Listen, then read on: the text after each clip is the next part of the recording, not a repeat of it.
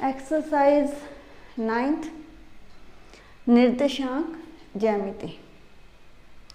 निर्देशांक ज्यामिति के बारे में देखो, ये हमारी ऊर्ध्वाधर रेखा और ये हमारी क्षैतिज रेखा। क्षैतिज रेखा को अपनी हमारी क्या होती है, एक्स अक्ष, यहाँ एक्स डैश। जो ऊर्ध्वाधर रेखा है वो वाई वाई डैश। एक्स अक्ष और वाई अक्ष ये दोनों रेखाएं जहाँ एक दूसरे को काटती है, वो बिंदु हमारे कौन सा होते हैं, मूल बिंदु।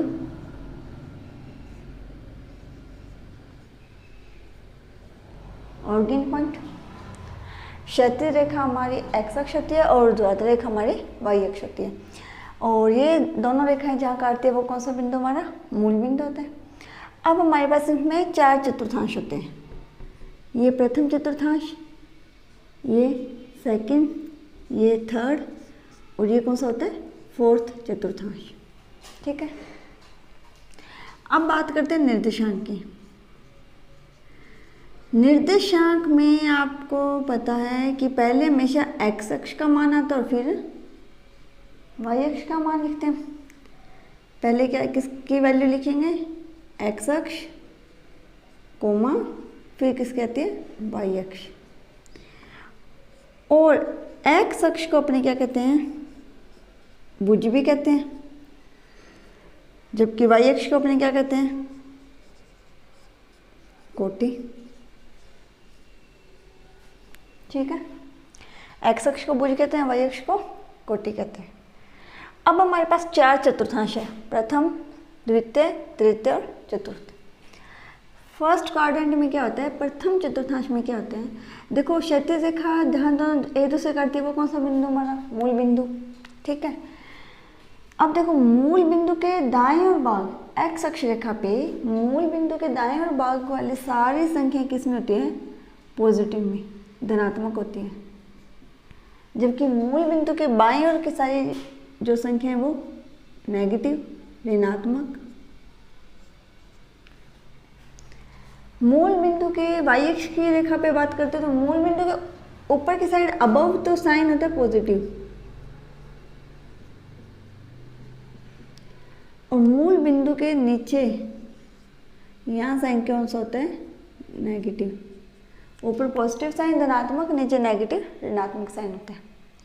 अब हम इसके इन चारों चतुर्थांश की बात करते हैं कि इसमें कौन से अक्ष पॉजिटिव, कौन सा नेगेटिव। प्रथम चतुर्थांश में देखो x का मान भी क्या आता है, पॉजिटिव आता है, और y का मान भी क्या आता है, पॉजिटिव आता है। हमने ये 8th क्लास से रीड करते आ रहे हैं। ठीक है, यानी कि x की वैल्यू भी पॉजिटिव, y की वैल्यू भी पॉजिटिव। दूसरे चतुर्थांश में क्या होता है, हम पहले किसका मान लिखेंगे, x अक्ष और फिर y का। x अक्ष यहाँ कौन सा है, नेगेटिव, तो x तो होता है नेगेटिव और y क्या होता है, पॉजिटिव। तीसरे चतुर्थांश में देखो x का मान नेगेटिव है तो x तो होता है नेगेटिव और y क्या होता है, नेगेटिव। चौथे चतुर्थांश की बात करें तो इसमें x की वैल्यू क्या है, पॉजिटिव, और y की वैल्यू क्या है, नेगेटिव। ठीक है, यानी कि प्रथम चतुर्थांश में भुज और कोटि दोनों धनात्मक, दूसरे चतुर्थांश में भुज ऋणात्मक, कोटि धनात्मक, तीसरे में भुज और कोटि दोनों ही ऋणात्मक, चौथे में भुज धनात्मक, कोटि ऋणात्मक होते हैं। ठीक है, इसके बाद में देखो मूल बिंदु। मूल बिंदु के निर्देशांक, मूल बिंदु के निर्देशांक क्या है, 0,0। ओके, मूल बिंदु के निर्देशांक क्या होते हैं, 0,0। निर्देशांक में क्या होता है, पहले x अक्ष का मान होता है, कोमा, फिर y अक्ष का मान होता है, और क्षैतिज रेखा हमारी x अक्ष होती है और ऊर्ध्वाधर रेखा हमारी y अक्ष होती है। ये दोनों रेखाएं जहाँ काटती है वो बिंदु कौन सा हमारा, मूल बिंदु। मूल बिंदु के निर्देशांक क्या है, 0,0, मतलब x की वैल्यू भी क्या, 0, और y की वैल्यू भी 0। ठीक है, अब देखो, अब ये 2-3 बातें आप ध्यान में रखना। 1 2 3 4। नंबर 1 कि निर्देशांक में पहले x का मान लिखते हैं फिर y का। नंबर 2 मूल बिंदु के निर्देशांक 0,0 होते हैं, जिसमें x का मान 0 y का मान 0। नंबर 3 क्या है कि x अक्ष को हम क्या कहते हैं, भुज कहते हैं, y अक्ष को कोटि। एक ये भी ध्यान रखना कि x अक्ष से लंबवत दूरी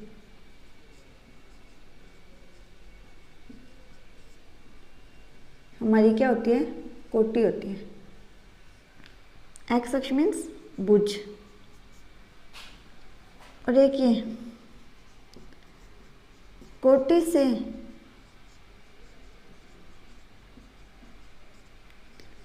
लंबवत दूरी का मान क्या होता है, भुज।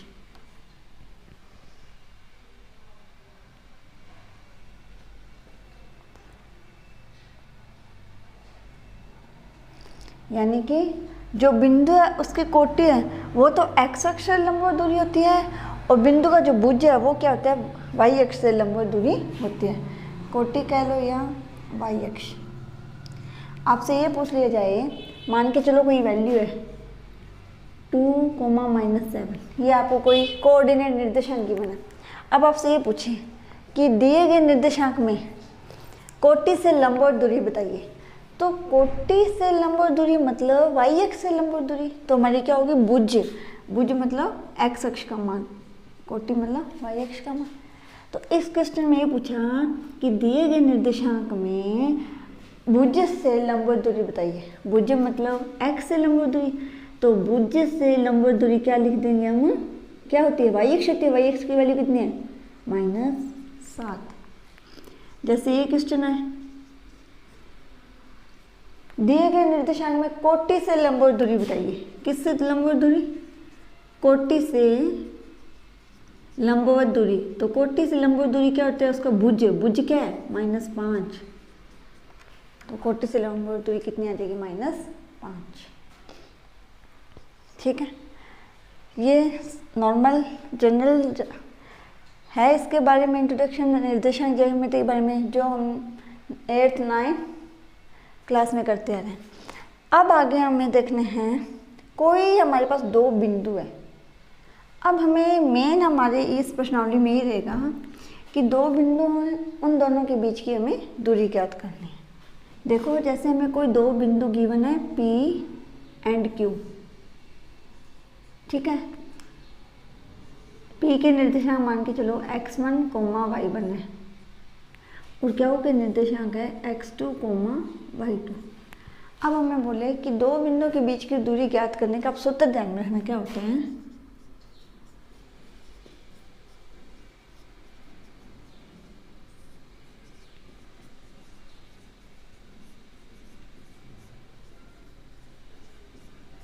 दो बिंदुओं के बीच की दूरी ज्ञात करने का सूत्र क्या होता है, देखो x2 - x1 की whole square plus y2 - y1 की होल स्क्वायर का स्क्वायर रूट। ठीक है, दूरी मतलब डिस्टेंस, डिस्टेंस को अपने स्मॉल डी से शो करते हैं। ठीक है, तो डिस्टेंस इक्वल्स टू क्या आ जाएगा, ये फॉर्मूला d इक्वल क्या होता है x2 - x1 की whole square plus y2 - y1 की होल स्क्वायर, इसके स्क्वायर रूट। अगर हमें डी स्क्वायर निकालेंगे तो यहाँ स्क्वायर रूट नहीं आएगा, यहाँ क्या आएगा डी स्क्वायर। ठीक है, 2 बिंदुओं के बीच की दूरी ज्ञात करने का सूत्र, और हमारे इस एक्सरसाइज में इसी का ही ज़्यादा यूज़ है। अब हम स्टार्ट कर रहे हैं एक्सरसाइज 9.1 के question.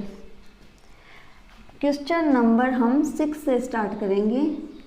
Question number 1 to 5 graph कार्तीय निर्देशांक हैं, वो हम ग्राफ की एक्सरसाइज करेंगे तब उसके साथ हम इन्हें करेंगे। अभी हम बिंदुओं के बीच की दूरी ज्ञात करना, उससे रिलेटेड क्वेश्चन सॉल्व करेंगे। जब हम ग्राफ वाली एक्सरसाइज करेंगे तब आपको वो क्वेश्चन मैं करवा दूंगी। ओके, एक बार के लिए मैंने उन क्वेश्चनों को स्किप किया है। तो क्वेश्चन नंबर 6 देखते हैं क्या है। क्वेश्चन नंबर 6 में हमारे पास 3 पार्ट है और निम्न जो बिंदु दिए हैं इनके बीच की हमें दूरी ज्ञात करनी है। ठीक है, पहला पार्ट देखो हमें क्या गिवन है, एक पॉइंट हमारे पास है -6,7 बिंदु P ले लेते हैं और एक पॉइंट है हमारे पास -1, -5। इन दोनों के बीच की हमें दूरी फाइंड आउट करनी है। तो देखो पहला बिंदु हमने P लिए, बिंदु P के निर्देशांक क्या गिवन है हमें, P के निर्देशांक हम मान के चलते हैं x1, y1। तो x1, y1 की वैल्यू क्या है, -6,7। बिंदु Q के निर्देशांक मीन्स x2, y2 क्या गिवन है, -1, -5। यानी कि x1 की वैल्यू हमारे पास तो क्या है -6, y1 की वैल्यू 7, x2 की वैल्यू -1 और y2 की वैल्यू -5 गिवन है। अब हमें इन दोनों के बीच की दूरी फाइंड आउट करनी है। हम लिखते हैं PQ के बीच की दूरी, डिस्टेंस। फॉर्मूला अप्लाई करेंगे क्या, x2 - x1 की whole square plus y2 - y1 की होल स्क्वायर का स्क्वायर रूट। अब देखो x2 की वैल्यू कितनी है, -1 माइनस फॉर्मूले का और ये -6x1 की वैल्यू और इसकी होल स्क्वायर प्लस y2 की वैल्यू कितनी है, -5 माइनस फॉर्मूले से और y1 की वैल्यू 7, इसकी होल स्क्वायर और इसका स्क्वायर रूट। अब इसे सॉल्व करेंगे, -1 माइनस ये क्या बन गया, +6 होल स्क्वायर प्लस -5 -7, माइनस की संख्या ऐड होगी, ऐड करेंगे तो कितना आएगा, -12 की होल स्क्वायर का स्क्वायर रूट। यहाँ सॉल्व कर लो, d इक्वल्स टू कितना आ जाएगा, -1 प्लस का 6, प्लस माइनस की संख्या कैंसिल होती है, 6 में से 1 माइनस करेंगे तो 5, यहाँ 5 की स्क्वायर और यहाँ था -12 की होल स्क्वायर का स्क्वायर रूट। अब देखो 5 की स्क्वायर 25 और 12 की स्क्वायर 144 का स्क्वायर रूट, ये आ जाएगा 169 का स्क्वायर रूट।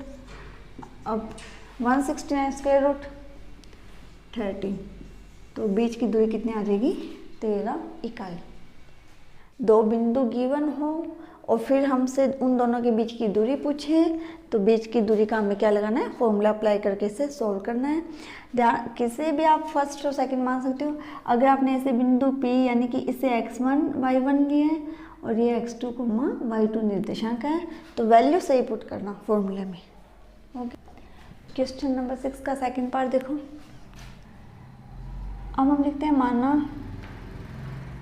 बिंदु P बिंदु तो हमने ले लिया -1, -1 और बिंदु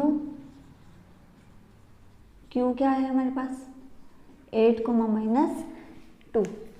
ठीक है, अब देखो इन दोनों के बीच की दूरी फाइंड आउट करनी है तो पहले हम लिख लेते हैं बिंदु P लिए, यानी कि ये हमारे पास हो जाएगा x1, y1 और ये हमारे पास बिंदु आ जाएगा x2, y2। आपके इजी के लिए आप यहाँ लिख सकते हो x1 इक्वल हमारे पास वैल्यू है -1, y1 की वैल्यू है -1, x2 की वैल्यू है 8 और y2 की वैल्यू है -2। ये आप रफली लिख लेना। ठीक है, अब पहले हम यहाँ फॉर्मूला लिखते हैं।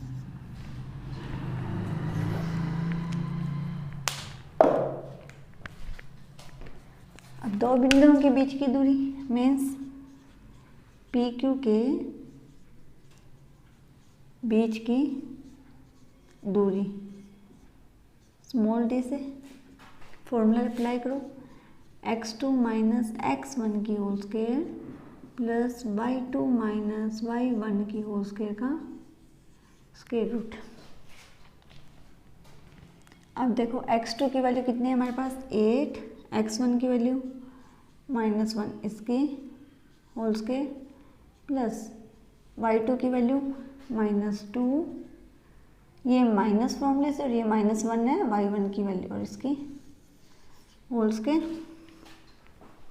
ठीक है, 8 माइनस क्या हो जाएगा इसके whole square plus -2 minus minus +1 whole square और स्क्वायर रूट।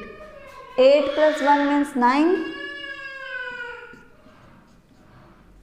प्लस माइनस की संख्या लेस कटेगी, कितना आ जाएगा -1 की होल स्क्वायर का स्क्वायर रूट। 9 की स्क्वायर क्या 81 और -1 की स्क्वायर 1, कितना आ जाएगा 82। तो हमारे पास आंसर क्या आ जाएगा 82 की square root. Distance P Q के बीच की डिस्टेंस, ठीक है। तो ये हमारे पास आ गया दो बिंदुओं के बीच की दूरी। क्वेश्चन नंबर 6 का पार्ट 3 देखिए। वही लेट करते हैं, माना बिंदु P क्या ले लेते हैं हम AT1 स्क्वायर, 2AT1, ये हमारे पास x1 निर्देशांक और y1 निर्देशांक। और बिंदु Q, पॉइंट Q क्या है AT2 की स्क्वायर, 2AT2 इक्वल्स टू ये x2 निर्देशांक और y2 निर्देशांक। अब PQ के बीच की दूरी कैसे, क्या फॉर्मूला x2 माइनस x1 की whole square plus y2 minus y1 की होल स्क्वायर और इसका स्क्वायर रूट, ठीक है। फॉर्मूले में वैल्यू पुट करते हैं। x2 की वैल्यू कितनी है AT2 की स्क्वायर माइनस x1 की वैल्यू AT1 की स्क्वायर और इसकी होल स्क्वायर, फॉर्मूले में होल स्क्वायर, प्लस y2 की वैल्यू कितनी है हमारे पास 2AT2 माइनस 2AT1 और इसकी होल स्क्वायर का स्क्वायर रूट। डिस्टेंस, अब इसका देखो होल स्क्वायर ओपन करिए अपनी, क्या आएगा। एक पहले ये देखो इसमें a कॉमन आ रहा है तो स्क्वायर रूट में हम क्या ले देते हैं a कॉमन लेंगे, जब बाहर आएगा तो इसकी होल स्क्वायर होगी, तो ये आ जाएगा हमारे पास a स्क्वायर कॉमन, अंदर रह जाता है T2 की स्क्वायर माइनस T1 की स्क्वायर का होल स्क्वायर, ठीक है। प्लस इसी प्रकार से यहाँ 2a ये 2a क्या आ रहा है कॉमन आ रहा है, कॉमन लेते हैं, कॉमन लेंगे बाहर लेंगे पर इसके बाहर पावर कितनी है स्क्वायर है, तो स्क्वायर कितनी आ जाएगी 2 की स्क्वायर 4 और a की स्क्वायर a स्क्वायर, ब्रैकेट में रह जाता है T2 माइनस T1 की होल स्क्वायर, ठीक है। ध्यान रखना a कॉमन ले रहे हैं पर इसकी पावर स्क्वायर है तो स्क्वायर पावर होकर कॉमन आएगा। अब देखो a square minus b square क्या होता है a plus B a minus B, ठीक है।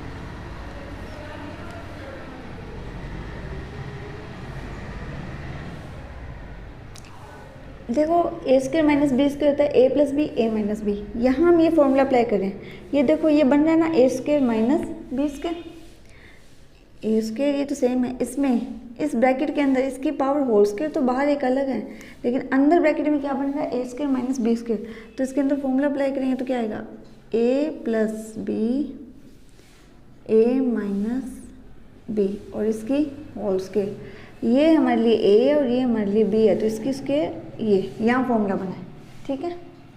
अब ये देखो A plus B A minus B की power whole square plus 4a square T2 minus T1 की होल स्क्वायर का स्क्वायर रूट, ठीक है।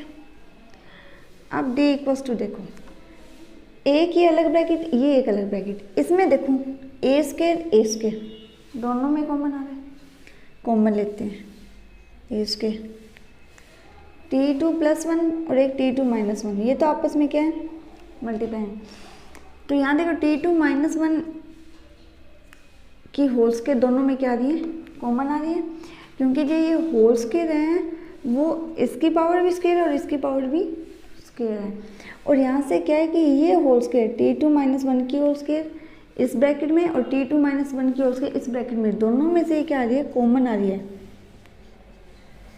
कॉमन लिया। अब देखो हमारे पास अंदर ब्रैकेट में क्या रह जाता है, देखो इस ब्रैकेट का तो हमारे पास ए स्क्वायर कॉमन आ गया, कैंसिल हो गया, और ये T2 माइनस T1 की और उसके कॉमन आ गया, ये भी कैंसिल हो गया। हमारे पास रह जाता है T2 प्लस T1 की होल स्क्वायर, ठीक है, प्लस इस ब्रैकेट में ए स्क्वायर भी कॉमन आ गया, T2 माइनस T1 की होल स्क्वायर भी कॉमन आ गया। हमारे पास क्या रह गया, ओनली 4, ठीक है। अब देखो इस ए स्क्वायर को स्क्वायर रूट से बाहर लेके आएंगे, तो इस स्क्वायर से ये स्क्वायर रूट कैंसिल, क्या रह जाएगा, ओनली ए। इस स्क्वायर को भी इस स्क्वायर रूट से बाहर लेके आएंगे, तो इस स्क्वायर से ये स्क्वायर रूट कैंसिल, क्या रह जाएगा, T2 माइनस T1। अब स्क्वायर रूट के अंदर हमारे पास क्या रह गया, T2 प्लस T1 की होल स्क्वायर प्लस 4, और ये हमारा क्या है, आंसर। ओके, समझ में आया। हमारे पास दो बिंदु थे, ठीक है, इन दोनों के बीच की दूरी फाइंड आउट करनी थी। हमने क्या किया, बिंदु इसे P लिया और इसे Q लिया, यानी कि ये हमारे पास निर्देशांक x1 y1 है और ये x2 y2 है। फिर हमने दोनों बिंदु के बीच की दूरी का फॉर्मूला अप्लाई किया। अब इस फॉर्मूले में हम वैल्यू पुट करते हैं, तो ये हमारे x1 की वैल्यू है, ये हमारे x2 की वैल्यू, ये y1 और ये y2 की वैल्यू पुट कर दी। फिर हम यहाँ होल स्क्वायर ओपन नहीं करके हम क्या करते हैं, देखो यहाँ भी a है, कॉमन आ रहा है इस ब्रैकेट में से, कॉमन आएगा, इसकी पावर स्क्वायर है तो स्क्वायर पावर कॉमन आएगी, यहाँ 2a कॉमन आएगा तो यहाँ स्क्वायर पावर कॉमन आएगी, मतलब 4a स्क्वायर बन जाएगा। फिर देखो इसमें देखो ये क्या बन रहा है, a square minus b square का फॉर्मूला बन रहा है, क्योंकि ये T2 की स्क्वायर है, यहाँ T1 की स्क्वायर है, ठीक है। इसे a square minus b square का फॉर्मूला होता है a plus B A minus b, यानी कि इसकी पावर होल स्क्वायर तो भी बाहर है। अब इसमें फॉर्मूला अप्लाई करेंगे, a प्लस बी, एक बार तो T2 प्लस T1 और एक बार T2 माइनस T1, और इसकी होल स्क्वायर थी तो ये दोनों मल्टीप्लाई में है, तो जो स्क्वायर है वो दोनों की पावर आएगी, इसकी भी पावर स्क्वायर, इसकी पावर स्क्वायर। यहाँ इसके अंदर ये same as it is complete वैसे है। अब इस कंप्लीट में देखो ये एक आपके पास ये एक ब्रैकेट और ये एक ब्रैकेट है। अब इन ब्रैकेटों में आप देखिए ए स्क्वायर दोनों में कॉमन आ रहा है, हमने कॉमन ले लिया। T2 माइनस T1 की whole square, T2 minus T1 की होल स्क्वायर दोनों ब्रैकेट में है, कॉमन आ रहा है, हमने कॉमन ले लिया। कॉमन लेने के बाद में इस ब्रैकेट में तो हमारे पास क्या रहता है, ये T2 प्लस T1 की होल स्क्वायर, ये दोनों तो कॉमन आ गए, कैंसिल हो गए। इस ब्रैकेट में हमारे पास देखो ये दोनों कॉमन आ गए, अंदर क्या रहेगा, ओनली 4, तो ये रहा 4। उसके बाद में इसकी पावर स्क्वायर थी, इसकी पावर स्क्वायर थी, और बाहर क्या था, स्क्वायर रूट। तो आपको पता है स्क्वायर से स्क्वायर रूट कैंसिल हो जाएगा, तो कैंसिल होने के बाद में क्या रह जाएगा, बाहर ये आ गया, और स्क्वायर रूट के अंदर T2 प्लस T1 की होल स्क्वायर प्लस 4, और ये हमारे क्या दोनों बिंदुओं के बीच की दूरी। तो आज के लिए इतना ही। आज हमने बीच की दूरी ज्ञात करने के 3 क्वेश्चन किए हैं, आप इन्हें ध्यान से समझिए और फिर सेल्फ सॉल्व करने की ट्राई कीजिए। ओके, नेक्स्ट क्वेश्चन अपने नेक्स्ट क्लास में करेंगे। Thank you.